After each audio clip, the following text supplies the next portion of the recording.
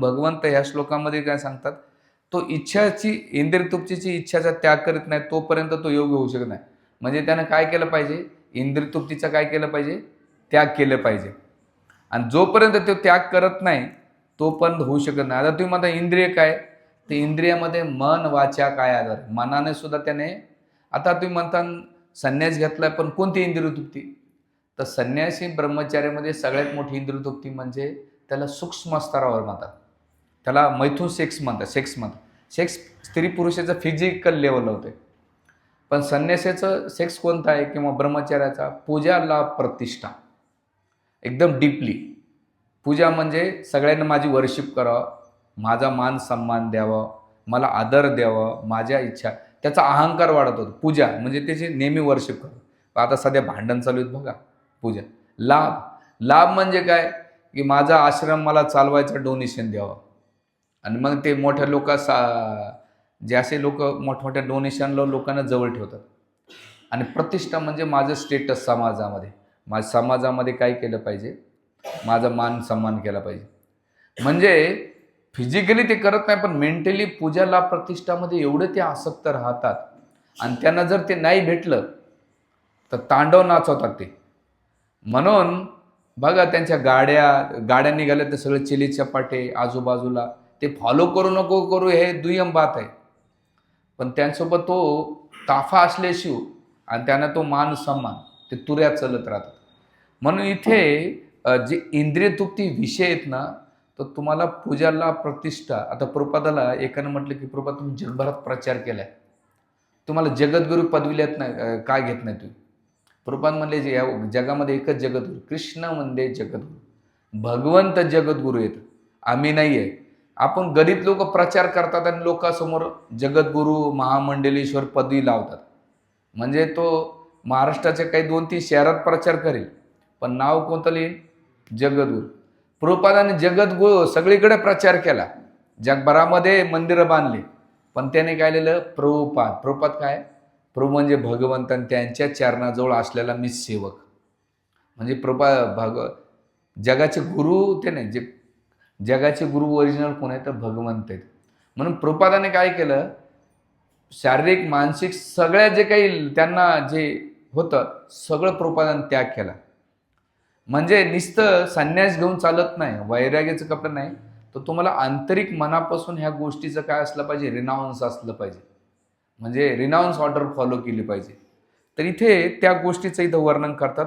म्हणून इथे उत्तेजना झालं पाहिजे मनाच्या आधारे आणि शरीराच्या आधारे. त्याने तृष्णा, भोगाची तृष्णा काय झाल्या पाहिजे, मुक्त झालं पाहिजे, इथं वर्णन केलेलं आहे. आता श्लोक नंबर 3 पासून तर 4 पर्यंत योगाचा स्तर सांगतात.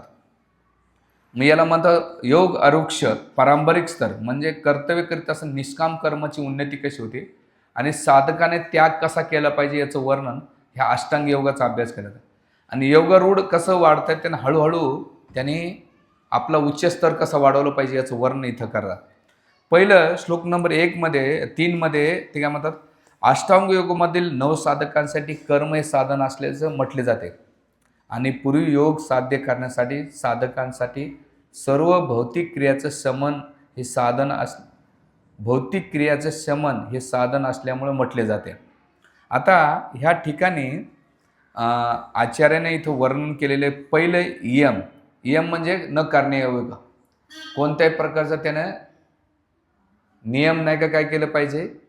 आता आपल्या इस्कॉनमध्ये 4 नियम आहेत. कोणते, नो मीट इटिंग म्हणजे मांसाहार नाही, मांसाहारामध्ये कांदा लसण. त्याच्यानंतर नशापानामध्ये चहा कॉफी विडी सिगरेट. त्याच्यानंतर जुगार, कोणत्याही प्रकारचा जुगार नाही खेळायचा. त्याच्यानंतर याभिचार, ते पण नाही. हे 4 नियम इथं सांगितलेले आहे. म्हणून इथं काय दिलेले आहे, हे न करण्यायोग्य कार्य वर्जित असले पाहिजे. आणि त्याबरोबर निंदा याच्यामध्ये. तर इथे महर्षी पतंजली योग नाही का आपल्याला इथं ह्या यमामध्ये काही नियम सांगतात. पहिलं नियम सांगतात अहिंसा असली पाहिजे. कोणती, अहिंसा. दुसरं त्यानं काय केलं पाहिजे, सत्यता, अस्तेय, ब्रह्मचार्य, अपरिग्रहार्य. किती नियम आहेत पहिल्या याच्यामध्ये यमामध्ये पतंजली महर्षी, 5 सांगतात. अहिंसा म्हणजे मन वायाच्याने कोणतेही केलं नाही पाहिजे. हां. दुसरं सत्यता, कधी खोटं बोलू नये. तिसरं अस्तेय म्हणजे दुसऱ्याच्या वस्तू घेणे आणि त्याच्यावर दादागिरी करणे. चौथी ब्रह्मचारी, इंद्रियतृप्तीचा त्याग केला पाहिजे आणि अपरिग्रह म्हणजे अहंकार रहित मुक्त असलं पाहिजे. हे पहिला नियम ह्या योग मार्गामध्ये कारण उच्यते.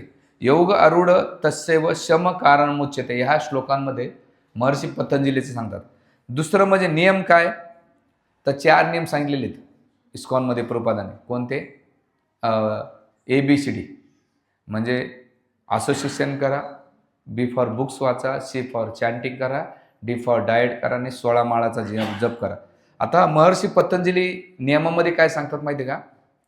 शौच म्हणजे शारीरिक आणि मानसिक क्रिया स्वच्छ असलं पाहिजे. संतोष म्हणजे तुम्हाला जे भेटलं त्याच्यात हॅपी. त्याच्यानंतर स्वाध्यातर म्हणजे त्याने कंटिन्यू स्वाध्याय केला पाहिजे. आणि ध्यान नियम, त्याने कंटिन्यू ध्यान केले नियमामध्ये. नियमानंतर सेकंड स्टेप आहे आसन. आसन कसं? शारीरिक आसन असलं पाहिजे. आता शारीरिक आसन कसं असलं पाहिजे? ताठ बसलं पाहिजे. आता तुम्ही ध्यानयोगामध्ये जर तुम्ही पद्मासन बसले तर तुम्ही 2 मिनिटाच्या वरती बसू शकत नाही. तुम्हाला ट्राय करायचं का? तुम्ही बसा बरं करून. नाही बसता येत. म्हणजे ह्या लेफ्ट साईड वरती टाकायचा, राईट साईड वरती टाकायचा पाय. आता आम्ही करून बसतोय असं, अवघड आहे ते, जाऊ द्या. भक्तियोगच बरा आपला.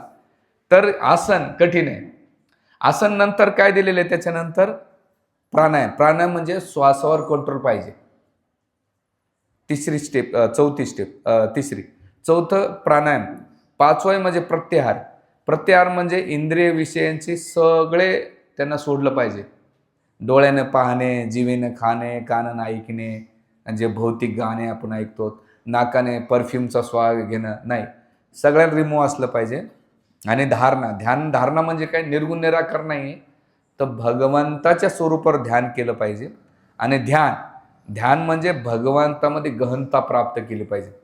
आणि नंतर समाधी म्हणजे काय? पूर्ण तल्लीनता झाली पाहिजे. ह्या श्लोक नंबर 3 पासून तर 4 पर्यंत भगवंतानं सांगितलेले ह्या आणि महर्षी पतंजलीचं वर्णन आहे. आता इथं योग शिडीचं वर्णन केलेलं बघा.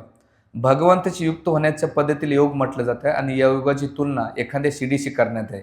आता ही शिडी कोणती आहे? पहिली यम, नियम, आसन, प्राणायाम, प्रत्याहार, धारणा, ध्यान आणि समाधी, ही शिडी आहे.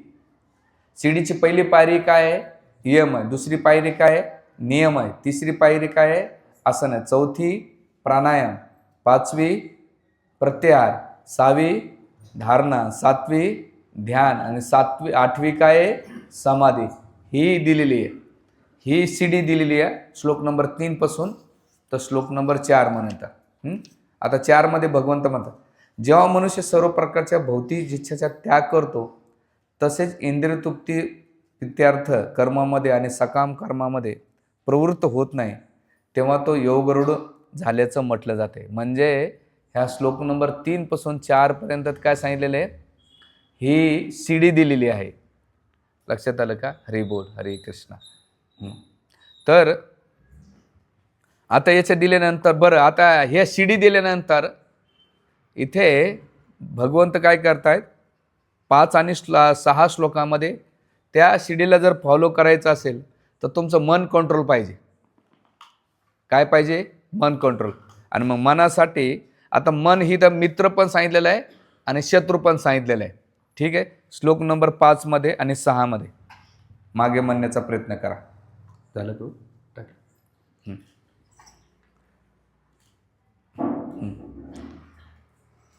उदार आत्मन आत्मानं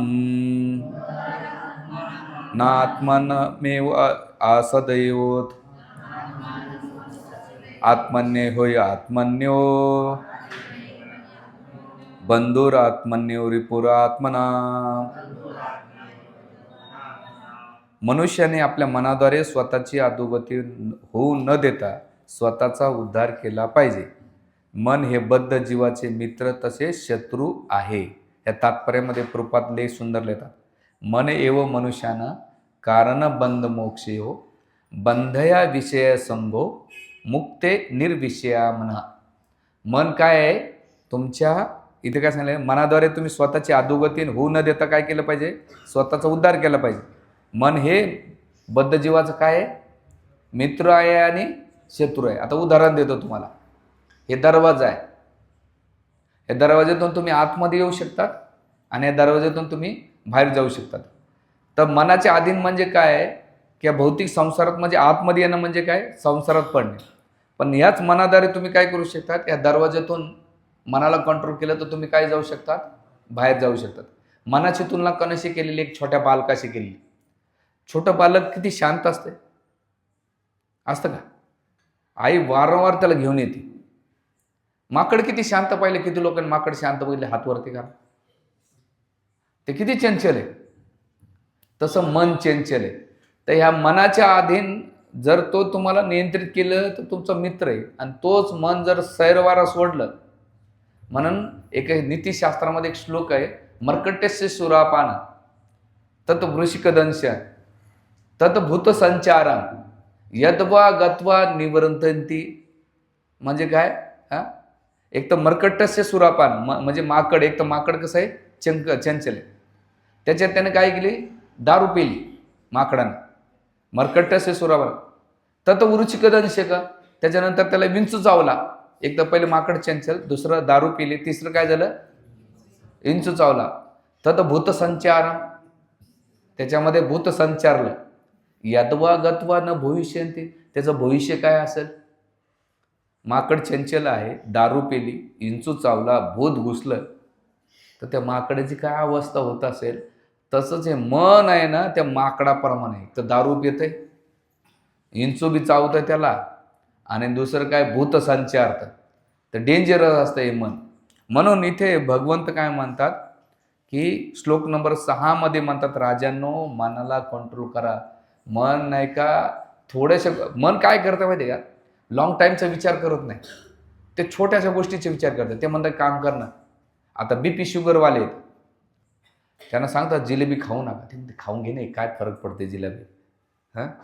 पण त्याची एक जिलेबी त्याचं पार त्या शुगरवाल्याचं काय करतंय, बँड वाजवत आहे. आता आमच्या मंदिरात आहे ना, तो म्हणतो तुमच्याकडे जिलेबी शुगरलेस बनवा ना. ते आता आले ना शुगरलेस जिलेबी, माहिती का.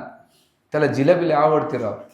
मला प्रभूजी एक खाऊ का, तुला खायचं नाही खायचं, तुम्हालाच बिल पे करायचं, मी काय सांगू. आणि त्यांच्या माताजी त्या त्याच्या मागे हातपाय धुवून आल्या, प्रभूजी तुम्ही सांगा. आता म्हणलं तुमचे प्रभूजी ऐकतच नाही, मी करू काय म्हटलं. आणि त्यांना गोड खाल्ल्याशी आवडत नाही. म्हणून थोडीशी मजा आणि जीवनभर सजा आहे. तुम्ही ऐकलं असेल ना. नजर हाटी दुर्घटना कशी. तसंच मन काय करतंय, थोडंसं इंद्रिय तृप्ती बघते. मी आता सकाळी बघा 5 मिनिटं झोपतो, आणि तोपर्यंत 5:30 झालेले असते, मंगल आरती गेलेली असते. मन काय म्हणतं 2 मिनिटं झोप, पण ते 2 मिनिटात मन कुठे घेऊन जाते. मन काय म्हणतं तुम्हाला सकाळी जाऊ द्या, दुपारून जप करू, सगळे लेकरं बाहेर गेले कामाला, मी जप करते. किंवा प्रभूजी म्हणतात ऑफिसहून करू. मन तुम्हाला काय करते, नाटक. भगवद्गीता तर रोजच ऐकतो आपण, एक दिवस जाऊ आपण पिक्चरला. म्हणजे मन काय करतंय, तुम्हाला थोडं थोडं साईडला नेते. तर तुम्ही मनाचे अधीन झाले, जो मन की सुनता है वो मन की बन जाता है. काय, जो मन की सुनता है वो क्या बनता है, मन की बनता है. म्हणून भगवंत पुढच्या श्लोकामध्ये इथे ह्याच 5 नंबरच्या तात्पर्यामध्ये काय म्हणतात, हे बघा. मनुष्यासाठी हे मन बंधनास त्याचं मुक्तीचं कारण आहे. इंद्रिय विषयामध्ये संलग्न झालेले मन बंधनास कारणीभूत असते, आणि इंद्रिय विषयापासून अनासक्त झालेले मन हे मुक्तीस कारणीभूत असते. अमृतबिंदू उपनिषद 2. म्हणून निरंतर कृष्ण भावनेमध्ये संलग्न असलेले मन परमुक्तीस कारणीभूत आहे. इथे त्या मनाचं वर्णन केलेलं. तर आणि मग भगवंत म्हणतात ह्या मनाला कसं करायचं, पुढच्या श्लोकामध्ये. बंधुरात्मा आत्मन तस्य येने आत्मन यो आत्मना जिता अनात्मस्तु शत्रुत्वे वर्तत्वे आत्मने व शत्रुवत. ज्याने मनाला जिंकले आहे त्यासाठी मन हे सर्वोत्तम मित्र आहे, परंतु जो असं करण्यामध्ये अपयशी झाला आहे त्याच्यासाठी तेच काय आहे, त्याचं मन शत्रू असते. म्हणून इथं ते योग्यासाठी काय केलं पाहिजे, मन हे मित्र आणि शत्रू. हे श्लोक नंबर 5 आणि 6 मध्ये इथे मनाचं वर्णन केलेलं आहे. ठीक आहे. आता आता अशा व्यक्तीनं जर मनाला जिंकलं असेल तर त्याची अवस्था काय होते, तर श्लोक नंबर 7 आणि 9 मध्ये योगराडाचे स्तर सांगतात. जर याने केलं, बरं त्यानं मनाला जर कंट्रोल केलं आणि नाही केलं तर दोघांचे लक्षणं सांगतात. काय सांगितलं पुढे घ्या. जितात्मा प्रशांत आत्मा, नाही, जितात्मा प्रशांतस्य परमात्मा समाहिता शीतोष्ण सुख दुःखेषु तथा मान अपमानयो. ज्याने मनाला जिंकला आहे त्याला परमात्मा प्राप्त झालेला असतो आणि ज्याने शांती प्राप्त केली आहे. बघा, ज्यानं मनाला कंट्रोल केले त्याचे फायदे सांगतात हा भगवंत, ध्यानपूर्वक काय का. ज्यानं मनात जिंकला आहे त्यानं काय झालंय, परमात्मा प्राप्त झालेला असतो आणि त्याने शांती प्राप्त झाली असते. त्याने त्याच्या दृष्टीने सुख आणि दुःख, शीतोष्ण उष्ण, मान आणि अपमान हे सर्व काही सारखंच आहे. आता तुम्हाला रस्त्यानं जाताना कोणी म्हटलं तुम्ही मूर्ख आहात आणि तुम्हाला राग आला तर तुमचं मन कंट्रोल आहे? हां, नाही ना. हां, पण एखाद्यानं तुम्हाला शिवी दिली आणि तुम्ही त्याला, आता जसं मी 14 एप्रिलचा कार्यक्रम होता, एक मी आपलं गाडी चालवत होतो असं जोरजोरात, मागून ऐकायला ए बामण्या, ए बामण्या, ए भटुडे, काय शेंडी हलून चालला. मी त्याला अशी स्माईल केली, गोड स्माईल केली. जाऊ दे तुझं घोडं पुढे जाऊ दे भाऊ, मी मागत होतो. आता कुठं त्याला डोकं लावू. त्याला म्हटलं असं तू साईडला ये, तर दिवस त्यांचा होता. माझेच बँड वाजवले असते. पण तिथं काय केलं, जिता आत्मा बाळा जेनिफर रिलॅक्स. म्हणून इथं काय आहे, मनाला पहिल्या श्लोकामध्ये जितात्मा प्रशांत असं म्हणजे काय, मनाला नियंत्रित करणे. मनाला नियंत्रित झालं का शांतता प्राप्त होते. दुसऱ्यामध्ये काय, परमात्मा प्राप्त होतो आणि शीतोष्ण ते होतं. आता श्लोक नंबर 8 मध्ये इथे त्याचंच लाईन सांगितलेलं आहे योगारूढाच्या श्लोक नंबर 7 आणि 9 मध्ये. हे 3 श्लोक कंटिन्यू आहेत बरं. बलदेव विद्याभूषण चक्रवर्ती ठाकूर सांगतात, ज्ञान विज्ञान तृप्तात्मा कुटस्थो विजित इंद्रिया युक्त युत उच्चित योगी समलोष्ट अककांचनम योग समालोष्ट अश्मकांचन. मनुष्य जेव्हा अर्जित ज्ञान आणि साक्षात्कार योगी पूर्णपणे तृप्त होतो तेव्हा तो योगी अर्थात आत्मसाक्षात्कारामध्ये स्थित असलेला असे म्हटले जाते. असा मनुष्य अध्यात्मामध्ये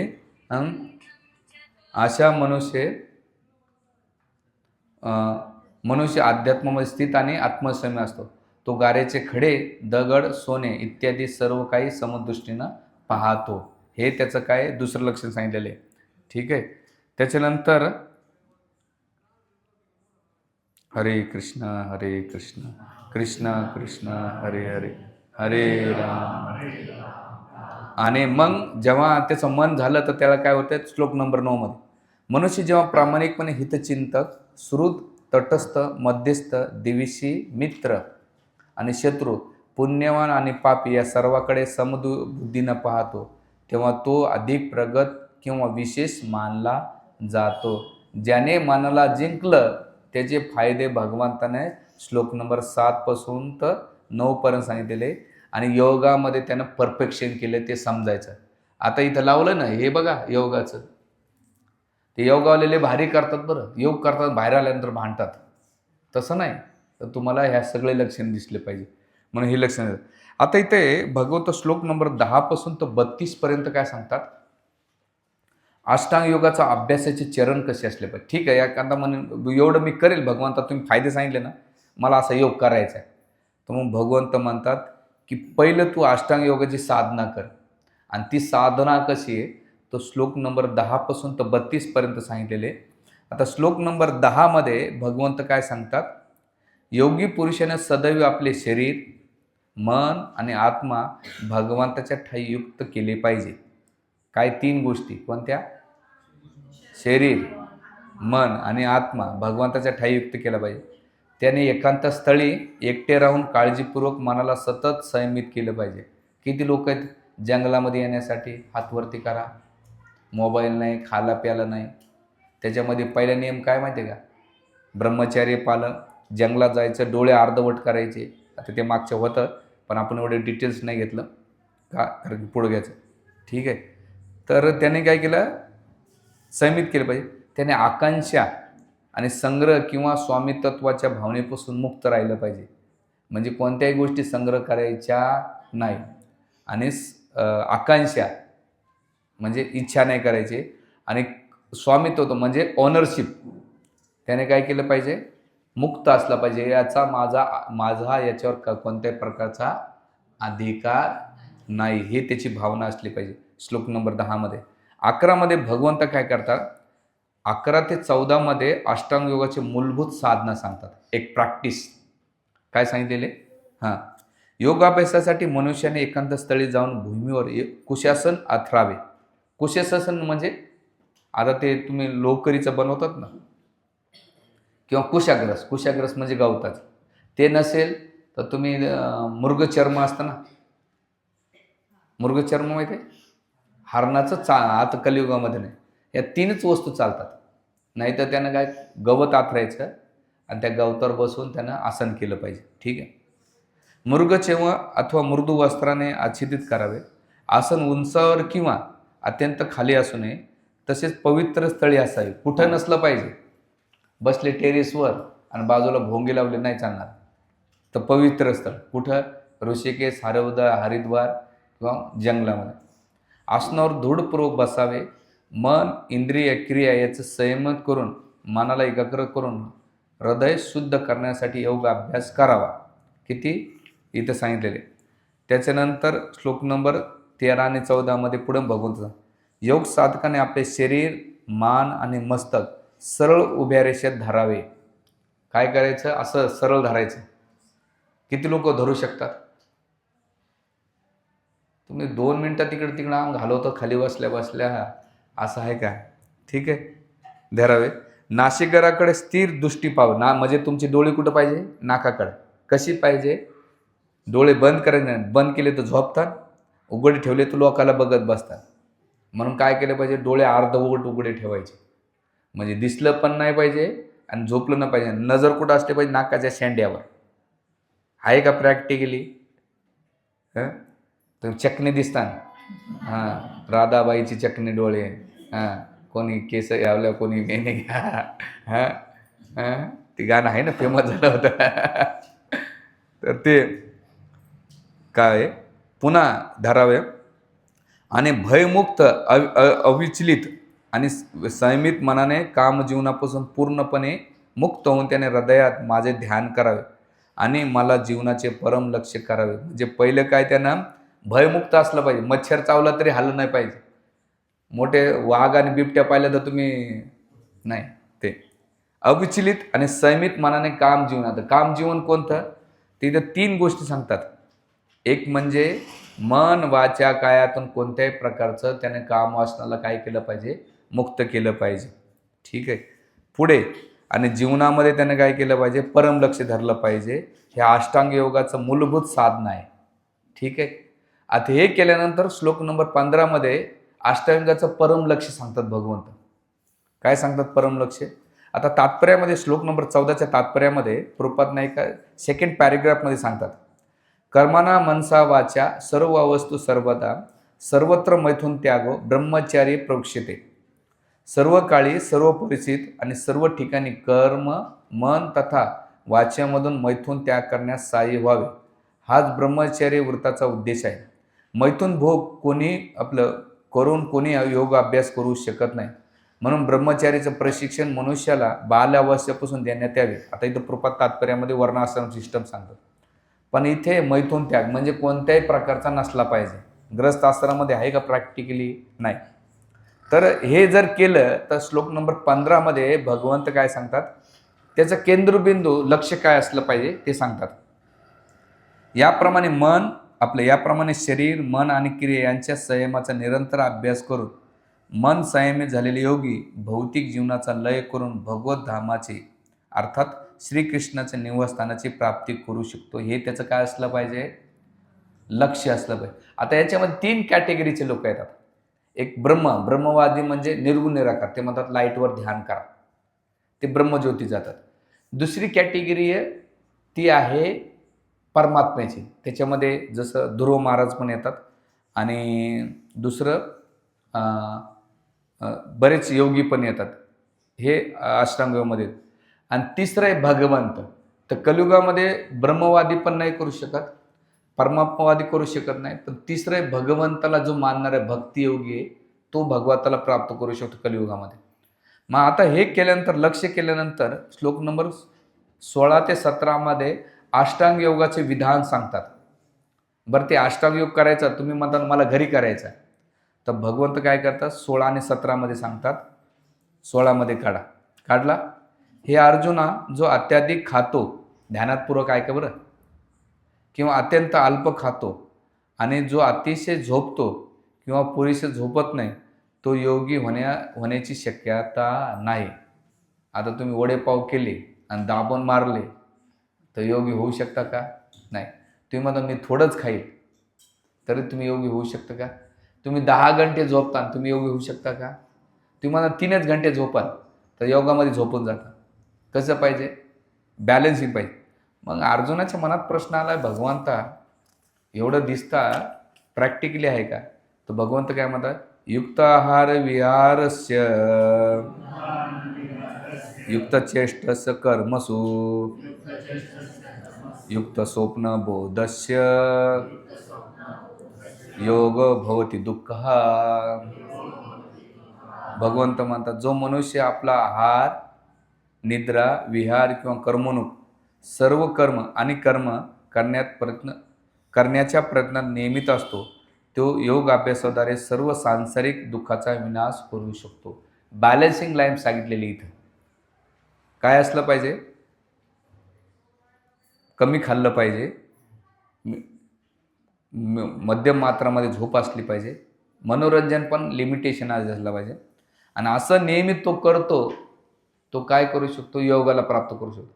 आता ते अष्टांग योगाचं वर्णन इथं करतायत, पण आचार्य म्हणतात भक्ती योगामध्ये हे एकदम परफेक्ट सांगितलेले. म्हणजे अतिरेक खायचं नाही किंवा अति झोपायचं पण नाही आणि जास्त मनोरंजन करायचं नाही, हे बॅलन्सिंग सांगितलेले. आणि कृपा तात्पर्यामध्ये एकदम प्रॅक्टिकली जीवन सांगतात, कसं असलं पाहिजे, काय खायला पाहिजे, याच्यावर खूप सुंदर दिलेलं आहे.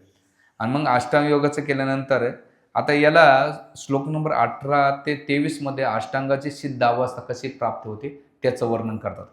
आता कशी सिद्ध अवस्था प्राप्त होते तर भगवंत इथे त्याचं वर्णन करतात मानसिक लेवलला 18 ते 19 मध्ये. योग अभ्यासाद्वारे योगी जेव्हा आपली मानसिक कार्य नियमित करतो आणि सर्व भौतिक आकांक्षापासून मुक्त होऊन अध्यात्मामध्ये स्थित होतो, तेव्हा तो यथायोग्यपणे योगयुक्त झाल्याचं म्हटले जाते. आणि मग प्रपात भक्तीचं महिमा केलेले 18 मध्ये. आणि श्लोक नंबर 19 मध्ये, वायूचं संचलन नसलेल्या ठिकाणी ज्याप्रमाणे दीप संतपणे तेवत राहतो, त्याचप्रमाणे संयमित मनाचा योगी आत्मतत्वावरील आपल्या ध्यानामध्ये सदैव स्थित राहतो. त्याने काय केलं पाहिजे? ध्यान कसं केलं पाहिजे? जसा दीप स्थिर राहतो, प्रज्वलित राहतो, तसं ध्यानयोगी शरीराच्या स्तराच्या वरती जाऊन त्याने एक स्थिराने भगवंताचं काय केलं पाहिजे? ध्यान केलं पाहिजे. आणि मग अशा अवस्थेमध्ये झाला की त्याला श्लोक नंबर 20 आणि 23 मध्ये सिद्ध अवस्था म्हणजे समाधीची साक्षात्कार होतो. आणि मग तो साक्षात्कार कसा होतो त्याचं वर्णन श्लोक नंबर 20 मध्ये सांगतात. काय सांगतात 20 आणि 23 मध्ये? योग अभ्यासाद्वारे मनुष्याचं मन जेव्हा सांसारिक आणि मानसिक क्रियापासून पूर्णपणे संयमित होते, तेव्हा त्या अवस्थेला परिपूर्ण समाधी असे म्हणतात. या समाधी अवस्थेचे लक्षण म्हणून मनुष्य विशुद्ध मनाद्वारे आत्म्याचे अवलोकन करण्यात आणि आत्म्यामध्ये संतुष्ट होण्यात तथा आनंद प्राप्त करण्यात समर्थ होतो. त्या आनंदमय अवस्थेत मनुष्य जेव्हा दिव्य इंद्रियाद्वारे साक्षात्कार झालेल्या अमर्यादित दिव्य सुखामध्ये स्थित होतो. याप्रमाणे स्थित झाल्यावर तो सत्यापासून कधी ढळत नाही आणि सत्याची प्राप्ती झाल्यावर याहून अधिक श्रेष्ठ असे काही असेल त्याला वाटत नाही. अशा अवस्थेमध्ये स्थित झाल्यावर तो मोठमोठ्या संकटामध्ये विचलित होत नाही. भौतिक संसर्गामुळे निर्माण होणाऱ्या दुःखापासून हीच यथार्थ मुक्ती आहे. म्हणजे त्याला भौतिक संसाराच्या सगळ्या गोष्टीपासून तो काय असतो, अलिप्त राहतो. हे साक्षात्काराचं लक्षण सांगतात. Science of self realisation. लोक म्हणते मला साक्षात्कार झाला. तर साक्षात्कार झालेले हे लक्षण आहेत का? लोक म्हणतात साक्षात्कार म्हणजे मी झोपेतून उठल्यानंतर मला असा लाईट दिसला आणि नंतर गायब झाला, आणि डोळे बंद करते, डोळ्यात चमकत आहे ना लाईट. नाही, तसं नाही. तर हे लक्षणं दिसले पाहिजे योगाचे, नाहीतर नाही. आणि मग केल्यानंतर इथे त्या लक्षणामध्ये श्लोक नंबर 24मध्ये त्याचं अवस्था सांगितलेली. काय सांगितलेली अवस्था? हां, याच्यामध्ये एक श्लोक खूप महत्त्वाचा आहे. कसा? यम लब्ध चापरम लाभम मन्यते नाधिकम ततम यस्मिन स्थितो न दुःखेन गुरुनपी विचलिते. म्हणजे याच्यामध्ये तो स्थिर व्यक्तीचं लक्षण इथे भगवंत वर्णन करतात. आणि गेल्यानंतर श्लोक नंबर 24मध्ये आता काय करतात, 24 ते 32 श्लोकामध्ये अष्टांग योगाची सिद्ध अवस्था प्राप्त करण्याचा हे जर झाला तर त्याला स्वतःचं पहिलं ह्या श्लोक नंबर 21 ते 20 ते 23 मध्ये स्वतःचा साक्षात्कार होतो.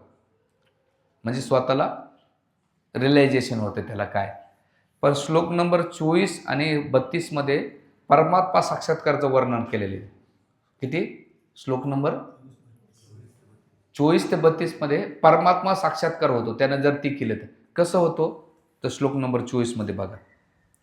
मनुष्याने दृढ निश्चयाने आणि श्रद्धेने योग अभ्यासामध्ये युक्त झालं पाहिजे आणि योग मार्गापासून कधी विचलित होऊ नये. त्याने मानसिक तर्कामुळे उत्पन्न झालेल्या सर्व भौतिक कामनाचा पूर्ण त्याग करून मनाद्वारे सर्व इंद्रियांना सर्व बाजूने संयमित केले पाहिजे. श्लोक नंबर 25. हळूहळू कर्मशा मनुष्याने दृढ विश्वासाने युक्त झालेल्या बुद्धीद्वारे समाधीमध्ये स्थित झाले पाहिजे आणि याप्रमाणे मन केवळ आत्म्यावर स्थित करून इतर कशाचा विचार करू नये. आणि मग श्लोक नंबर 26 मध्ये ते म्हणतात की पुढे म्हणा, यतो यतो निच्छलती मन चंचल अवस्थिरम ततो नियम अद्यम आत्मन्यो वसो नियत. आपल्या चंचल आणि अस्थिर स्वभावामुळे मन जिथे जिथे भरकटे तिथून मनुष्याने ते ओढून घ्यावे आणि आत्म्याचे नियंत्रण आणावे. जसं बाळ पळतं ना वारंवार, तर आई काय करते, त्याला धरू आणून म्हणते इकडे ये. तसंच योगी लोकांनी भक्तांनी काय केलं पाहिजे, सकाळी जप करताना मन पळतं ना तुमचं. किती लोकांचं पळत आहे? कोणाचं पळत नाही? हातवरती करा. सगळ्याचं पळतं ना. हां, कोणाचं मन होत नाही, म्हणून त्याला काय करायचं, वारंवार धरायचं. आता तुम्ही म्हणता, एकाने विचारलं प्रभुपादाला, मन माझं कंट्रोल कधी? प्रभुपाद म्हणतात, तुला योगी थोडी बनायचं. मनाला कंट्रोल करू नका, मनाला काय करा, एंगेज करा. मनाला एंगेज कसं करतात? मुखाने महामंत्र म्हणा, हरे कृष्णा कृष्णा कृष्णा हरे हरे, हरे राम राम. मुखाने बोला आणि कानाने ऐका. मन भटकत आहे कुठं, आणि ते भटकणारच आहे, त्याला सोडून द्या. आणि मग दिल्यानंतर इथे मनाला वापस आणायची सांगतात. आता हे झाल्यानंतर श्लोक नंबर 27 मध्ये झालं 26 झालं का? आता 27 मध्ये ब्रह्मभूत अवस्था म्हणजे आत्म्याचा साक्षात्कार म्हणजे ब्रह्मभूत अवस्था प्राप्त होते. कशी होती बघा, त्याचे 2 लक्षण सांगितले. ज्या योगी मनुष्यामध्ये मन माझ्यावर स्थित झाले आहे त्याला निश्चितपणे दिव्य सुखाची परम अवधी प्राप्त होते. त्याला काय होते? परम सुख प्राप्त होते. मला जर कोणी केलं, तो रजोगुणाच्या पलीकडे असतो, त्याला ब्रह्माशी असलेली गुणात्मक स्वरूपाचा साक्षात्कार होतो आणि याप्रमाणे तो आपल्या पूर्वकर्माफळापासून मुक्त होतो. म्हणजे इथे आत्मसाक्षात्काराचं ब्रह्मभूताचंच वर्णन केलेले. शेवटचं लाईन शब्द बघा ना, ब्रह्मभूत कल्मशन, म्हणजे तो ब्रह्मभूत अवस्थेमध्ये जातो. आणि गेल्यानंतर 28 मध्ये परमात्मा साक्षात्काराचं पुन्हा वर्णन करतात भगवंत. काय करतात? याला ब्रह्मस्पर्श स्तर म्हणतात. श्लोक नंबर 28 मध्ये. 28 बघा. याप्रमाणे योग अभ्यासामध्ये निरंतर युक्त असलेला आत्मसंयमी योगी सर्व भौतिक दोषातून मुक्त होतो आणि भगवंताची दिव्य प्रेममय सेवा करीत परिपूर्ण सुखाच्या परमोच्च अवस्थेची प्राप्ती करतो. श्लोक नंबरमध्ये तो काय करतो, त्याचे दुःख नष्ट होतात आणि त्याला परमसुख प्राप्त होत आहे. जड चाललंय ना? हां, व्यवस्थित चालू ना? ठीक आहे. 28 मध्ये. आता इथे भगवंत म्हणतात, जर पूर्ण योगी झाला परमात्मामध्ये तर त्याला काही दर्शन होतं का? अर्जुनाच्या मनात हा प्रश्न होता. तर भगवंत श्लोक नंबर 29 पासून तर 30 श्लोकामध्ये पूर्ण योगाची दृष्टी सांगतात. म्हणजे कम्प्लीट योगा कंप्लीट केल्या त्या व्यक्तीनं आणि त्याला सर्वत्र परमात्म्याचं दर्शन होते. म्हणजे त्याने डोळे उघडले काय, बंद केले काय, त्याला कुठं भगवंत दिसतात. म्हणजे प्राण्यामध्ये पशु पक्षी प्राणी जीवजंतू झाडामध्ये भगवंताचं दर्शन करतो. आणि ते केल्यानंतर जेव्हा तो सगळीकडे भगवंताला पाहतो ना, तर भगवंत त्याला पाहतात. श्लोक नंबर 29 आणि 30 मध्ये भक्त भगवंताला पाहतात आणि भगवंत भक्ताला पाहतो, याचं वर्णन श्लोक नंबर परफेक्ट योगाचं वर्णन केलेलं आहे. बघा. सर्व भूत आता भूतस्य आत्मानां सर्वभूतानि च आत्मनि ईक्षते योग युक्त आत्मा सर्वत्र समदर्शनम. वास्तविक योगी सर्व प्राणीमात्रामध्ये मला पाहतो आणि सर्व प्राणीमात्रांना सुद्धा माझ्यामध्ये पाहतो. म्हणजे भगवंत काय म्हणतात, मी योगी सगळ्यांना पाहतो आणि योगामध्येच्या आतमध्ये सुद्धा तो भगवंताला पाहतो. निसंदेह आत्मसाक्षात्कारी पुरुष मला भगवंतांना सर्वत्र ठिकाणी पाहतो. आणि केल्यानंतर श्लोक नंबर भगवंत 30 श्लोक नंबरले भारी सांगतात. काय सांगतात? यो म्या पश्यन्ति सर्वत्र सर्वच मयि पश्यन्ति तस्यां प्रणश्यास्मि च मे न प्रणश्यन्ति. जो मला सर्वत्र पाहतो आणि सर्व काही माझ्यामध्ये पाहतो त्याला मी कधीही दुरावत नाही, तसेच तोही मला कधी दुरावत नाही. म्हणजे जो भगवंताला सर्वीकडे पाहतो, भगवंत सुद्धा त्याला पाहतात, तो माझ्यापासून कधी विलग राहत नाही आणि भगवंत म्हणतात मी त्याला कधी विलग ठेवत नाही. म्हणजे इथं भक्तीचा मार्ग काय, तुम्ही भगवंताचं स्मरण केलं तर भगवंत तुमचं स्मरण करते. तुम्ही भौतिक जगामध्ये पडले तर भगवंत म्हणतात तू तुझ्या भौतिक भोगामध्ये पड, मी माझ्या वैकुंठ धामात आनंदी आहे. तुम्हाला भगवंत म्हणजे बघा ना, एखाद्याच्या मागे जर तुम्ही नाव घेतलं, आता आमचा कृष्ण आहे इथं, त्याला कृष्ण कृष्ण म्हटलं तर तो बघा ना कोण आवाज देतोय. जर त्याला आवाज दिला तर तो येईल, आवाज नाही दिला तर येणार नाही. तसंच तुम्ही भगवंताला जर बोलवलं तर भगवंत येतील, तुम्ही नाही बोलवलं तर भगवंत त्यांच्या धामात आहेत. म्हणून हे परफेक्ट योगीचं दिलेलं आहे. आणि मग श्लोक नंबर 31 ते 32 मध्ये त्याचं कार्य काय असलं पाहिजे, योगीचं काय असलं पाहिजे, कार्य काय असलं पाहिजे ते वर्णन 31 आणि 32 मध्ये करतात. काय केलं पाहिजे? जो योगी मी आणि परमात्मा अभिन्न असल्याचं जाणून परमात्म्याच्या भक्तिमय सेवेमध्ये युक्त होतो तेव्हा तो सर्व परिस्थितीत माझ्यामध्ये सदैव निवास करतो. 31 नंबरमध्ये. हे अर्जुना, जो आपल्या स्वतःच्या तुलनेने सर्व जीवाकडे त्याच्या सुख दुःखामध्ये वास्तविक समत्वतेनं पाहतो तोच परिपूर्ण योगी होय. श्लोक नंबर 31 आणि 32 मध्ये कंप्लीट योगीचं पॅकेज दिलेलं आहे. म्हणजे सुख दुःखामध्ये आणि सगळ्याकडे तो समान दृष्टीनं पाहतो, तो काय परिपूर्ण योगीचं वर्णन करतात. आणि मग केल्यानंतर आता अर्जुन म्हणतो भगवंता तुम्ही एवढं सगळं मला सांगितलंय, माझ्यासारखा ग्रस्त माणूस आहे, आता तुमच्या मनात प्रश्न पडला ना, एवढं तुम्ही ज्ञान देत आहेत, आम्हाला कसं काय शक्य आहे बाबा हे? आणि तोच प्रश्न अर्जुनाला पडला. मग अर्जुन काय म्हणतो भगवंताला, आता इथं अर्जुनाची लाईन होते. अर्जुन म्हणाले, हे मधुसूदन, तुम्ही सांगितलेले योग मार्ग मला अव्यवहार्य आणि असहाय्य वाटतं, कारण मन चंचल आणि अस्थिर आहे. मी कसं काय करू. आणि म्हणून मानसिक नियंत्रणाची आवश्यक, मनाला कंट्रोल करण्याची सांगतात. आणि ते मन कसं आहे त्याचं लक्षण श्लोक नंबर 34. चंचल ही मनम कृष्णा परमार्थी बलदृढम तस्यम निग्रम मन्ये वायुर्यो सुदुष्करम. हे कृष्णा, चंचल हे मन कृष्णा. भगवंत मन चंचल आहे कृष्णा. बरं चंचल नाही, परमार्थी आहे. परमार्थी म्हणजे हट्टी आहे. बरं हट्टीत आहे.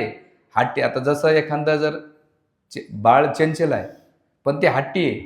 बरं त्याला उचलून घ्यावं जेव्हा तर हलकं नाही ना, ते कसं आहे बलवदृढम, शक्तिशाली, त्याला उचलू शकत नाही.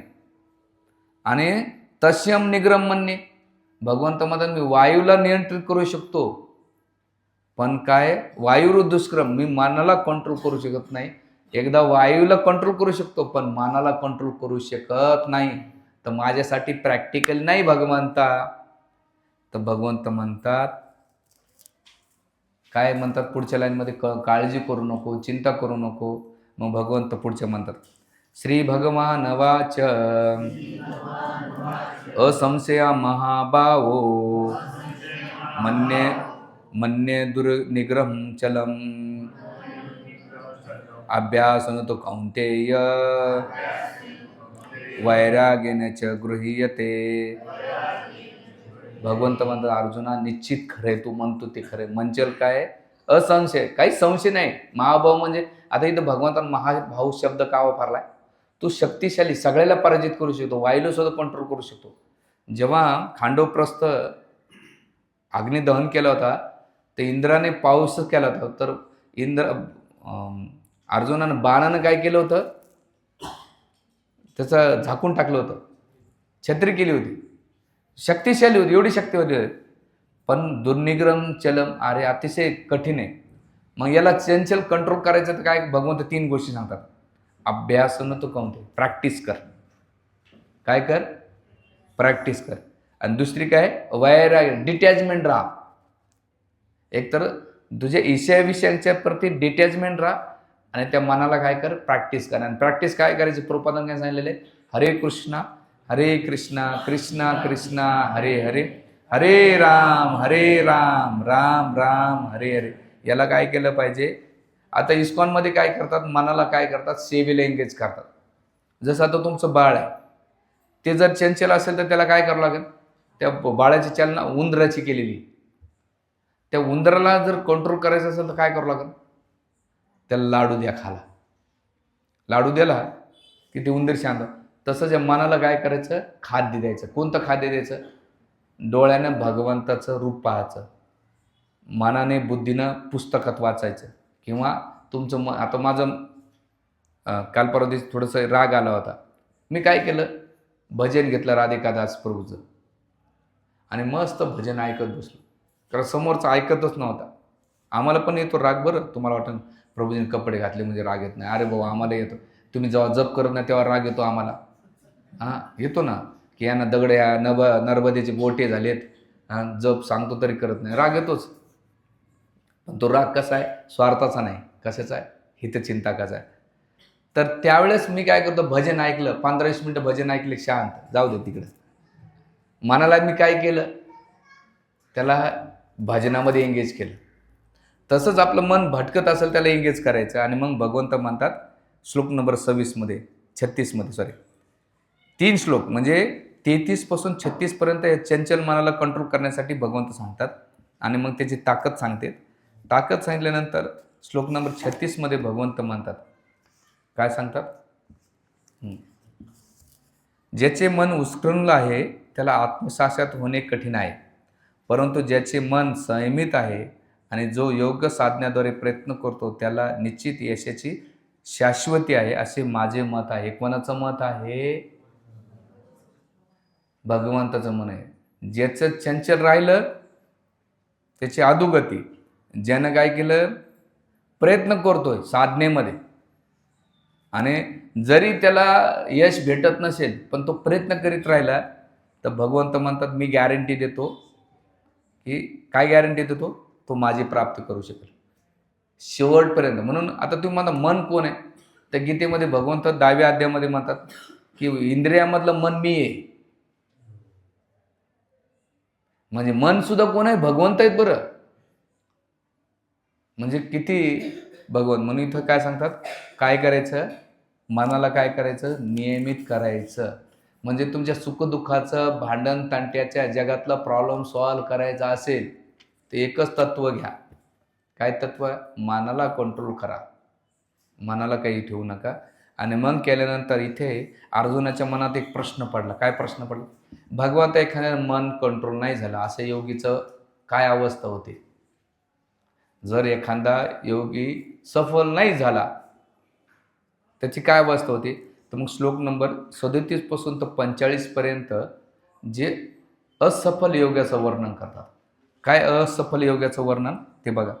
अर्जुन म्हणला, हे कृष्ण, जो आरंभी आत्मसाक्षात्काराच्या मार्गामध्ये श्रद्धेने स्वीकार करतो, परंतु नंतर सांसारिक आसक्तीमुळं, इथे कोणा शब्द आलेला आहे, आसक्तीमुळं मार्ग भ्रष्ट होतो आणि यामुळे योगसिद्धी प्राप्त करू शकत नाही. अशा अयशस्वी योग्याला कोणती गती प्राप्त होती. जर तुम्ही भक्ती केली आणि भक्तीमध्ये सफल नाही झाले तर तुमची गती काय होते. तर पुढच्या पुन्हा प्रश्न होता, हे महाभाऊ कृष्णा, ब्रह्मप्राप्तीच्या मार्गावरून भ्रष्ट झालेला असा मनुष्य आध्यात्मिक आणि भौतिक यश मार्गावरून कोणत्याही दिशेला स्थित नसलेल्या छिन्न भिन्न मेघाप्रमाणे पतित होऊन भ्रष्ट होत तर नाही ना. म्हणजे जसा ढग व हवा इकडे तिकडे त्याला काय करते, विथरून टाकते, असं जे चंचल मनाचा योगी आहे त्याला काय करते, इकडं तिकडं बिथरून टाकते. आणि मग श्लोक नंबर 38 मध्ये 39 मध्ये, हे कृष्ण, माझा संशय असा आहे, हा संशय आहे आणि पूर्णपणे दूर करण्याची मी तुम्हाला विनंती करतो. तुमच्यापासून हा संशय दूर करणारा कोणी मिळणार नाही. म्हणजे अर्जुनाने काय केलं, जे योगी भ्रष्ट होतात त्यांचं वर्णन केलं. आमच्यासाठी होप्स काय, तर भगवंत होप देतात, काळजी करू नका. काय देतात म्हणतात श्लोक नंबर 40 मध्ये, श्री भगवान म्हणाले, हे पार्थ, शुभ कार्यामध्ये युक्त झालेला योगी पुरुषाचा इहलोक तसा परलोकात विनाश होत नाही. म्हणजे तुम्ही भक्ती केली आणि तुमच्या भक्तीमध्ये जरी तुम्हाला तुमचं राहिलं तर ते ह्या लोकामध्ये आणि परलोकामध्ये काय होत आहे, विनाश होत नाही. हे मित्र, चांगले कार्य करणार मनुष्याची दुष्प्रवृत्ती कधी प्रभावित होत नाही. म्हणून भगवंत इथं अर्जुनाला काय म्हणतात, मित्र म्हणतात. मी तुझा मित्र आहे ना, मी तुझं हितचिंतक आहे ना, काळजी कशाला करतो, त्याची अजिबात काय होत नाही, दुष्कृती दुष्प्रवृत्ती कधी प्रभावित होत नाही. तर काय होत आहे पुढच्या श्लोकामध्ये, श्लोक नंबर 41 मध्ये भगवंत म्हणतात, त्याला अशा ठिकाणी मी पाठवतो की तिथं पुन्हा तो जन्म घेऊन काय करेन, प्राप्त करेन. प्राप्य पुण्यकृता लोका नुष्णिता शाश्वती समा शुचिनाम श्रीमंत गेह योग भ्रष्ट बिबिजायते. भगवंत म्हणतात अर्जुनाला, काय म्हणतात, योग भ्रष्ट योगी पुण्यात्म्याच्या लोकांमध्ये अनेक वर्ष सुपभोग घेतल्यानंतर तो पुण्यवान कुटुंबामध्ये किंवा वैभवशाली कुटुंबामध्ये तो काय घेतो, जन्म घेतो. म्हणजे तो काय करतो, त्याचा जरी त्याने परमोच्च अवस्था प्राप्त नाही केली तर तो काय करतो, उच्च लोकात जातो. उच्च लोक कोणतं आहे, स्वर्ग लोकात. जसं मी काल, आमच्या मागं गार्डन आहे, काय आहे, गार्डन आहे. तर त्या गार्डनमध्ये काय करायच्या, त्या बऱ्याच लेडीज खेळायच्या, त्या किट्टी पार्टीवाल्या. आणि बरेच तिथं बरेच होतं, ते माहिती आहे काय म्हणतात, घसरगुंडी. त्या काय करायच्या, एकावर एक जाडायच्या आणि घुसरगुंडी खेळायच्या, पुन्हा फिरून यायच्या, पुन्हा घुसरगुंडी खेळायच्या. तसाच योगी असतो. तो काय करतो, जातो कोणाच आणि तिथून पतन झाले की पुन्हा येतो. म्हणजे स्वर्गलोकात जातो, स्वर्गलोकात गेले भोग खेळतो, पुन्हा घसरगुंडीला जातो. आणि मग घसरगुंडी कुठे घेतो, दोन ठिकाणी. एक तर श्रीमंत लोकांच्या घरात जन्म घेतो किंवा एखाद्या ब्राह्मणाच्या घरामध्ये. तात्पर्यामध्ये भाषांतर बघा, गुणवान कुटुंबामध्ये किंवा वैभवशाली कुटुंबामध्ये त्याला जन्म भेटतो. म्हणजे एक तर ब्राह्मणाच्या घरामध्ये किंवा श्रीमंत घरात. इथं त्यानं जर भक्ती केली, अध्यात्म केलं तर पुन्हा वरच्या लोकात जाईल, किंवा त्यांनी योग केला आणि साधनेमध्ये नाही झालं तर त्या घोसरगुंडीसारखं चढ उतार. आणि मग किती जन्म जातील याची गॅरंटी नाही. तात्पर्यामध्ये कृपात म्हणतात, पहिलं, एखादा मनुष्य अल्पावधी प्रगतीनंतर योगभ्रष्ट होतो आणि एखादा मनुष्य दीर्घ काळानंतर योग अभ्यास केल्यानंतर योगभ्रष्ट होतो. जो योगी अल्पकाळ योगाभ्यास केल्यानंतर पतित होतो तो पुण्यवान जीवामध्ये प्रवेश दिल्या जाणाऱ्या उच्चतर लोकांमध्ये जातो. त्या ठिकाणी दीर्घकाळ जीवत व्यतीत केल्यानंतर त्याला पुन्हा इहालोकात सात्विक ब्राह्मण, वैष्णव किंवा श्रीमंत व्यापाऱ्याच्या मनुष्याच्या घरी जन्म प्राप्त होतो. म्हणजे काय होतंय? चढ उतार, खाली जा, टेरेसवरून खाली जा, वरती जा, खाली जा, असं एक तर श्रीमंत किंवा घरामध्ये भगवंतामध्ये जन्म घेतात. म्हणून काही लोक जन्मातच विद्वान असतात ना, आणि जन्मातच नाही का त्यांना शास्त्र पाठ असतं, याचा अर्थ समजायचं हा मागच्या जन्मातला योगी. आता मला संस्कृतचा एवढा अभ्यास नाही आहे, मला संस्कृत जमत नाही, तर बऱ्याच वेळा मी प्रयत्न केला. तर मी एकदा आमच्या वरिष्ठ ते म्हटले की माझे आजोबा पंजोबापासून आमच्याकडे संस्कृत आहे आणि त्यांचे आजोबा लय मोठे कथाकार होते. म्हणजे सांगायचं तात्पर्य काय, जी काही तुम्हाला भेटते श्रीमंती किंवा चांगल्या घरात जन्म, हे मागच्या जन्माचं कारणीभूत असतं, इथं भगवंत सांगतात. आणि मग केल्यानंतर त्या लोकांचं काय होतं, श्लोक नंबर 42 मध्ये जा. असा दीर्घकाळ योग अभ्यास केल्यानंतर अपयशी ठरलेला तो अत्यंत बुद्धिमान योगी, काही ते शब्द दिलेला आहे, बुद्धिमान योगी व्यक्तीच्या कुळात जन्म घेतो. खरोखर अशा प्रकारचा जन्म या लोकी अत्यंत दुर्लभ आहे. म्हणजे एखाद्याच्या वैष्णवाच्या घरी, जसं तुम्ही यूट्यूबला एक भागवत म्हणून पाहिलं असेल बा, छोटंसं बालक, ते जन्मातच किती हुशार आहे. याचा अर्थ काय, या जन्माचा नाही तो. योग भ्रिष्ट बीजा येते, काय दिलेले शब्द, सुचिनाम श्रीमंत गेहे योग भ्रिष्ट बीज. मागच्या जन्मातला तो भगत आलेला आहे आणि त्याची भक्ती आता काय होईल, पूर्ण कंप्लीट होईल. श्लोक नंबर 43, हे कुरुनंदन, असा जन्म मिळाल्यानंतर तो आपल्या पूर्वजन्माच्या दिव्य चेतनेने पुनर्जीवन करतो आणि परिपूर्ण सिद्ध प्राप्त करण्यासाठी पुन्हा प्रयत्न करतो. म्हणजे इथं काय झालेलं आहे, दिलेले आपल्या पूर्वजन्माच्या दिव्य चेतनाच्या आधारे तो आपोआपच आपली इच्छा नसतानाही योग अभ्यासाकडे आकृष्ट होतो. म्हणजे नॅचरली तो कोणाकडे, भक्तीकडे वळतो. आपल्याला इथं हाण मारून भक्त करावं लागतात. म्हणजे मागच्या जन्मामध्ये कोण होतं आपण, जे जास्त नॉनव्हेज खातेत ते मागच्या जन्मातले पशु, जे अति मैथून करतात माकडं होते, जे अति ईर्ष्या करत होते ते साप होते. आणि पुढच्या जन्मामध्ये आता हेच प्रॅक्टिस करताना अति नॉनव्हेज खाताना पुढच्या जन्मात पशुचा, अति सेक्स करताना माकडाचा जन्म, जे ईर्ष्या करतात पुन्हा साप बांधतात. असं म्हणून स्वर्गातून आलेलं व्यक्तीचे लक्षण आणि नरकातून आलेलं व्यक्तीचं लक्षण नीतिशास्त्रात सांगले. स्वर्गातून आलेल्या व्यक्तीचं लक्षण काय, तो काय म्हणतो, मधुराची वाणी, त्याची वाणी म्हणजे गोड असते. पुन्हा मधुराची आणि वाणी, दान प्रसंगो, तो दान देत राहतो, हे स्वर्गातून आले. तिसरं लक्षण सांगितलेलं आहे पुण्यवान असतो. आणि चौथं म्हणजे तो सगळ्याला सत्कर्मामध्ये. नरकातून आलेलं काय, कटुकाची वाणी, तो कधी धड बोलत नाही. म्हणजे एखादा म्हणजे बोलत असं समजा हा नरकातून आला, कटुकाची वाणी. दुसरं कपट करणं, चोरी करणं, भांडण करणं, तंटा करणं किंवा निंदा करणं, समजा हा नरकातून आलेला आहे.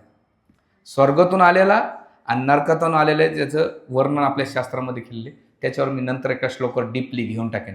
म्हणजे आता तुम्ही कुठं कोणी बघितलं तर बघायचं हा स्वर्गातून का नरकातून, हे दिलेले, ठीक आहे. आणि म्हणून श्लोक नंबर आकृष्ट होतो, असा जिज्ञासी योगी सदैव वेद वक्त कर्मकांडामध्ये तत्वात अतीत असतो.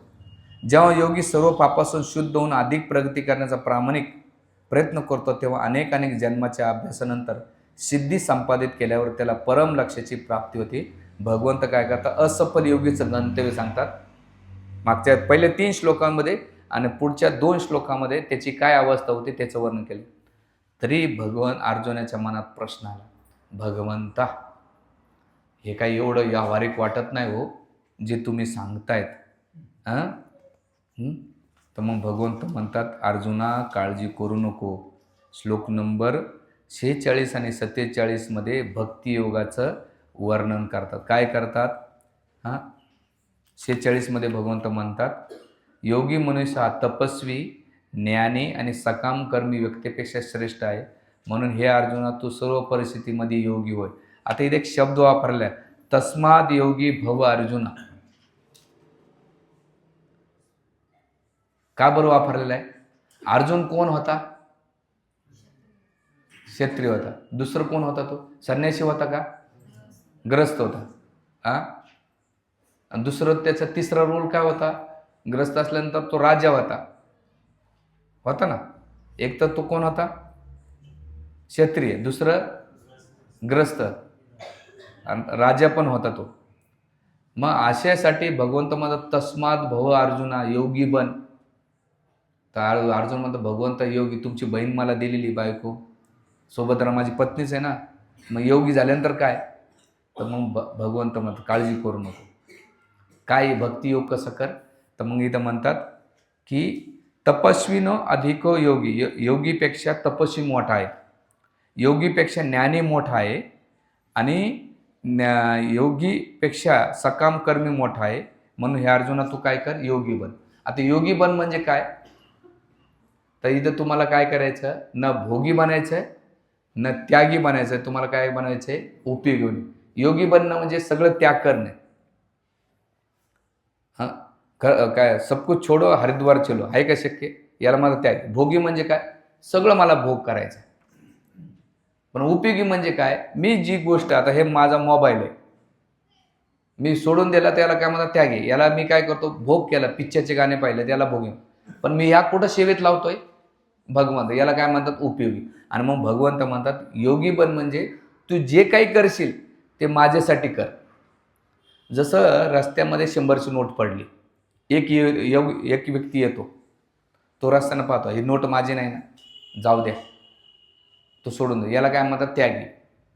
दुसरं काय करेल? नोट बघितल्यानंतर घेऊ द्या नोट, भोग करू द्या, वडापाव खाऊ द्या किंवा भेळ खाऊ द्या, याला म्हणतात भोगी.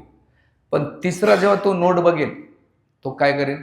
ज्याची नोट आहे त्याला ती काय करू आपण? देऊन टाकू. तर भगवंताला तिसरा व्यक्ती बनायला सांगतात. कोणते तिसरा?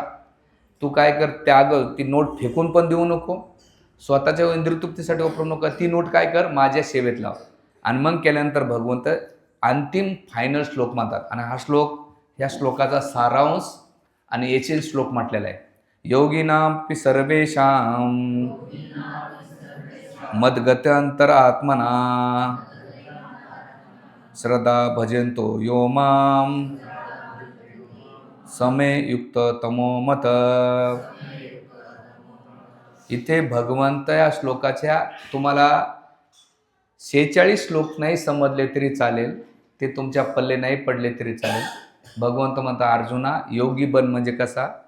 सर्व योगामध्ये योग्य दृढ श्रद्धेनं माझ्यामध्ये सदैव वास करतो, अंतःकरणामध्ये माझं चिंतन करतो, म्हणजे जप करतो. हरे कृष्णा कृष्णा कृष्णा हरे हरे, हरे राम राम राम.